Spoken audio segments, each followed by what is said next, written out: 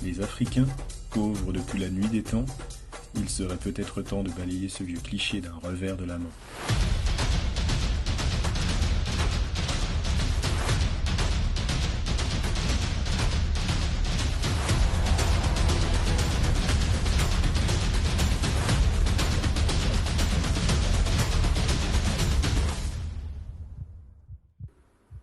Nous sommes au XIVe siècle après Jésus-Christ. Édouard II règne sur l'Angleterre, Charles IV est roi des Francs, et le pape Jean XXII vient d'excommunier Louis IV de Bavière. De l'autre côté de la Méditerranée, l'empire du Mali est à son apogée. Dans cet État qui s'étend sur une bonne partie de l'Afrique de l'Ouest, vivait un émir, roi de tous les excès, à la fortune colossale. Sa richesse ferait pâlir d'envie les grands pontes d'aujourd'hui, tels que Jeff Bezos, Bill Gates, ou encore Kylie Jenner ou Kanye West. J'ai de l'or, de la soie et du sel à profusion. Un royaume grand et prestigieux. Que demander de plus ?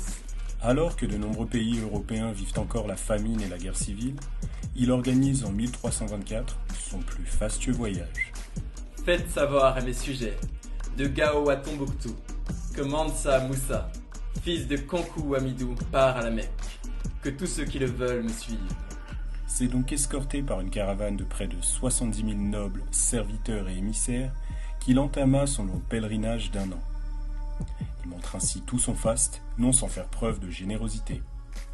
Les chroniqueurs de l'époque le décrivent comme un bel homme, jeune et de couleur brune, de figure agréable et de belle tournure.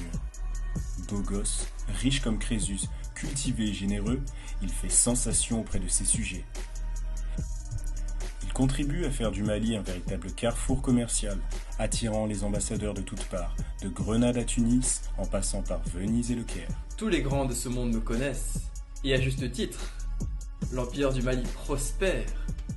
Au-delà de notre fortune, nous disposons d'un savoir, d'une culture et d'une architecture qui n'ont pas leur pareil ailleurs.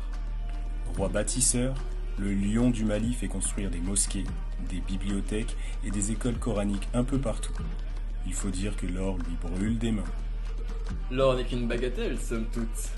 Que ferais-je au paradis ou en enfer, avec toute cette ferraille dans ma tombe ? Je préfère m'alléger de ce poids et donner à mon peuple. Ceci dit, son pèlerinage aura quelque peu chamboulé l'économie locale. Sa générosité sera à l'origine d'une crise financière en Égypte. Pour rectifier le tir, il va lui-même emprunter de l'or à haut intérêt pour contrôler le prix de ce métal si précieux aux yeux des hommes. Il rend l'âme en 1337, restant au demeurant l'homme le plus riche au monde.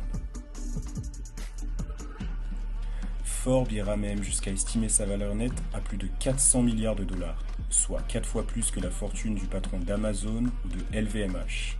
Vous aurez beau vous en mettre plein les poches, cela ne rendra pas votre âme plus précieuse.